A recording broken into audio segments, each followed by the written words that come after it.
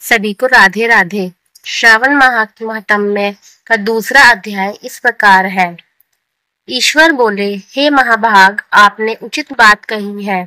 हे ब्रह्मपुत्र, आप विनम्र, गुणी, श्रद्धालु तथा भक्ति संपन्न श्रोता हैं।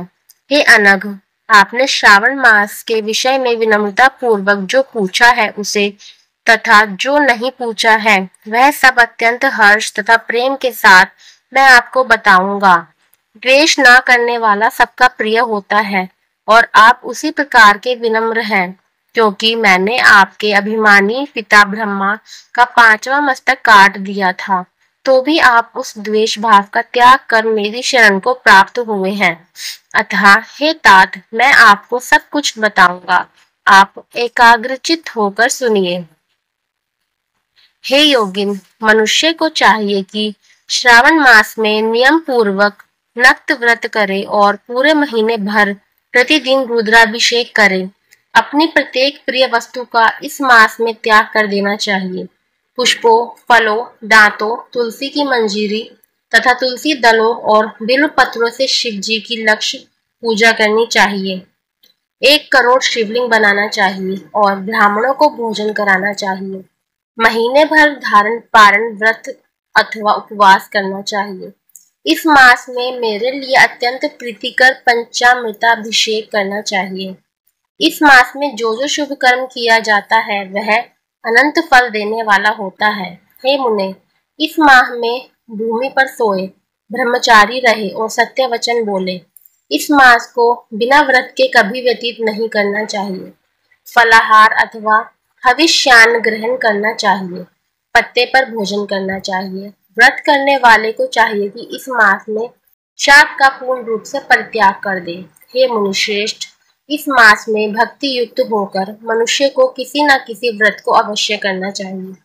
सदाचार परायण, भूमि पर शयन करने वाला, प्रातः स्नान करने वाला और जितेंद्रिय होकर मनुष्य को एकाग्र किए गए मन से प्रतिदिन मेरी पूजा करनी चाहिए। इस मास में किया गया पुनश्चरण निश्चित रूप से मंत्रों की सिद्धि करने वाला होता है। इस मास में शिव के षडाक्षर मंत्र का जप अथवा गायत्री मंत्र का जप करना चाहिए और शिव जी की प्रदक्षिणा, नमस्कार तथा वेद पारायण करना चाहिए। पुरुष सूक्त का पाठ अधिक फल देने वाला होता है।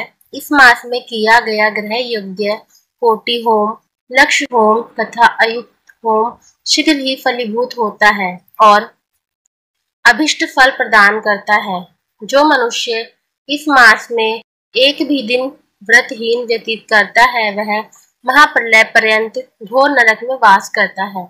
यह मास मुझे जितना प्रिय है उतना कोई अन्य मास प्रिय नहीं है। यह मास सकाम व्यक्ति को अभिष्ट फल देने वाला तथा निष्काम व्यक्ति को मोक्ष प्रदान करने वाला है।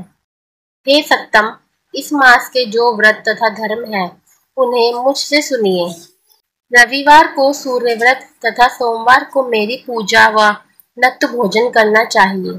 श्रावण मास के पहले सोमवार से आरंभ करके 3.5 महीने का रोटक नामक व्रत किया जाता है। यह व्रत सभी वांछित फल प्रदान करने वाला है। मंगलवार को मंगल गौरी का व्रत, बुधवार व बृहस्पतिवार के दिन इन दोनों वारों का व्रत, शुक्रवार को जीवंतिका व्रत और शनिवार को हनुमान तथा नरसिंह का व्रत करना बताया गया है। हे मुने, अब तिथियों में किए जाने वाले व्रतों का श्रवण करें। श्रावण की शुक्ल पक्ष की द्वितीय तिथि को औदुंबर नामक व्रत होता है। श्रावण के शुक्ल पक्ष की तृतीय तिथि को गौरी व्रत होता है। इसी प्रकार शुक्ल की चतुर्थी तिथि को दुर्वा गणपति नामक व्रत किया जाता है। हे मुने, उसी चतुर्थी का नाम विनायकी चतुर्थी भी है। शुक्ल पक्ष की पंचमी तिथि नागों के पूजन के लिए प्रशस्त होती है। हे मुनिष्ठ श्रेष्ठ, इस पंचमी को रौरव कल्पादि नाम से जानिए। षष्ठी तिथि को सुपोदन व्रत और सप्तमी तिथि को शीतला व्रत होता है। अष्टमी तथा चतुर्दशी तिथि को देवी का पवित्रारोपण व्रत होता है। इस माह के शुक्ल तथा कृष्ण पक्ष की दोनों नवमी तिथियों को नक्त व्रत करना बताया गया है। शुक्ल पक्ष की दशमी तिथि को आशा नामक व्रत होता है इस मास में दोनों पक्षों में दोनों एकादशी तिथियों को इस व्रत की कुछ और विशेषता मानी गई है। श्रावण मास के शुक्ल पक्ष की द्वादशी तिथि को श्री विष्णु का पवित्रारोपण व्रत बताया गया है। इस द्वादशी तिथि में भगवान श्रीधर की पूजा करके मनुष्य परम गति प्राप्त करता है। उत्सर्जन, उपाकर्म, सभादीप, सभा में उपाकर्म, इसके बाद रक्षाबंधन, पुनः श्रवणार्कम, सर्प बलि और हयग्रीव का अवतार, ये 7 कर्म पूर्ण मासी तिथि को करने हेतु बताए गए हैं। श्रावण मास के कृष्ण पक्ष की चतुर्थी तिथि को संकष्टी चतुर्थी व्रत कहा गया है और श्रावण मास के कृष्ण पक्ष की पंचमी तिथि के दिन मानव कल्पादि नामक व्रत को जानना चाहिए। हे द्विजोत्तम, कृष्ण पक्ष की अष्टमी तिथि को श्री कृष्ण का पूर्णावतार हुआ। इस दिन उनका अवतार हुआ, अतः महान उत्सव के साथ इस दिन व्रत करना चाहिए। हे मुनिश्रेष्ठ, इस अष्टमी को मनवादी तिथि जानना चाहिए। श्रावण मास की अमावस्या तिथि को पिठोराव्रत कहा जाता है। इस तिथि में कुशों का ग्रहण और वृषभों का पूजन किया जाता है। इस मास में शुक्ल पक्ष की प्रतिपदा तिथि से लेकर अब तिथियों के पृथक पृथक देवता हैं। प्रतिपदा तिथि के देवता अग्नि, द्वितीय तिथि के देवता ब्रह्मा, तृतीय तिथि की गौरी और चतुर्थी के देवता गणपति हैं। पंचमी के देवता नाग है और षष्ठी तिथि के देवता कार्तिकेय हैं। सप्तमी के देवता सूर्य और अष्टमी के देवता शिव हैं। नवमी की देवी दुर्गा, दशमी के देवता यम और एकादशी तिथि के देवता विश्वदेव कहे गए हैं। द्वादशी के विष्णु तथा त्रयोदशी के देवता कामदेव हैं।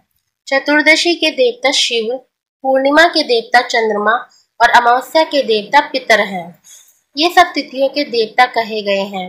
जिस देवता की जो तिथि हो, उस देवता की उसी तिथि में पूजा करनी चाहिए। प्रायः इसी मास में अगस्त्य का उदय होता है। हे मुने, मैं उस काल को बता रहा हूँ, आप एकाग्रचित होकर सुनिए। सूर्य के सिंह राशि में प्रवेश करने के दिन से जब 12 अंश 40 घड़ी व्यतीत हो जाती है, तब अगस्त्य का उदय होता है। उसके 7 दिन पूर्व से अगस्त्य को अर्घ्य प्रदान करना चाहिए। 12 मासों में सूर्य पृथक पृथक नामों से जाने जाते हैं। उनमें से श्रावण मास में सूर्य गभस्ती नाम वाला होकर तपता है। इस मास में मनुष्यों को भक्ति संपन्न होकर सूर्य की पूजा करनी चाहिए। हे सत्तम, 4 मासों में जो वस्तुएं वर्जित है उन्हें सुनिए। श्रावण मास में शाक तथा भाद्रपद में दही का त्याग कर देना चाहिए। इसी प्रकार अश्विन में दूध तथा कार्तिक में दाल का परित्याग कर देना चाहिए। यदि इन मासों में इन वस्तुओं का त्याग नहीं कर सके तो केवल श्रावण मास में ही उन वस्तुओं का त्याग करने से मानव उसी फल को प्राप्त कर लेता है। हे मानव, यह बात मैंने आपसे संक्षेप में कही है। हे मुनिश्रेष्ठ, इस मास के व्रतों और धर्मों के विस्तार को सैकड़ों वर्षों में भी कोई नहीं कह सकता। मेरी अथवा विष्णु की प्रसन्नता के लिए संपूर्ण रूप से व्रत करना चाहिए। परमार्थ की दृष्टि से हम दोनों में भेद नहीं है। जो लोग भेद करते हैं वे नरकगामी होते हैं। अतः हे सनत कुमार, आप श्रावण मास में धर्म का आचरण कीजिए। इस प्रकार ईश्वर सनत कुमार संवाद के अंतर्गत श्रावण व्रतोद्देश्य कथन नामक दूसरा अध्याय पूर्ण हुआ। श्रावण महात्म्य का तीसरा अध्याय सुनने के लिए हमारे चैनल को सब्सक्राइब करें तथा बेल आइकन अवश्य दबाएं।